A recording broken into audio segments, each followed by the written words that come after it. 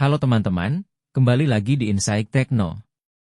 Indonesia dikenal sebagai salah satu negara dengan potensi ekonomi besar di dunia. Namun, mengapa banyak investor lebih memilih Vietnam atau Malaysia? Apakah benar berbisnis di Indonesia terlalu ribet dan mahal? Berdasarkan laporan terbaru, para pelaku usaha menghadapi sejumlah tantangan di Indonesia, mulai dari regulasi yang rumit hingga biaya logistik yang tinggi. Masalah perizinan menjadi sorotan utama. Prosesnya seringkali memakan waktu lama dan tidak transparan, sehingga menyulitkan pengusaha, terutama yang bergerak di sektor kecil dan menengah. Sebagai perbandingan, Vietnam dan Malaysia menawarkan kemudahan lebih baik. Sistem perizinan di negara-negara ini lebih cepat, biaya logistik lebih murah, dan infrastruktur mereka lebih siap mendukung aktivitas bisnis. Hal ini membuat banyak investor asing lebih tertarik berinvestasi di sana dibanding di Indonesia. Di sisi lain, Indonesia juga memiliki keunggulan yang sulit disaingi. Pasar yang besar dengan populasi lebih dari 270 juta jiwa adalah daya tarik utama bagi investor. Apalagi dengan meningkatnya kelas menengah, daya beli masyarakat pun ikut naik. Hal ini memberikan peluang besar bagi bisnis di sektor konsumsi dan teknologi. Namun, tidak semua berita tentang Indonesia suram.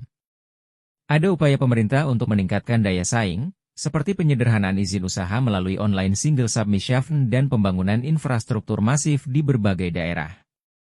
Langkah-langkah ini bertujuan untuk menarik lebih banyak investor sekaligus mempermudah pengusaha lokal. Tapi, apakah itu cukup?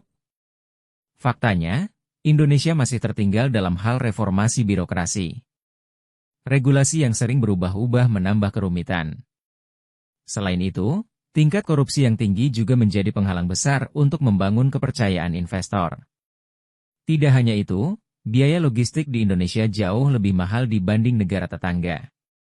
Salah satu penyebabnya adalah luasnya wilayah Indonesia yang terdiri dari ribuan pulau.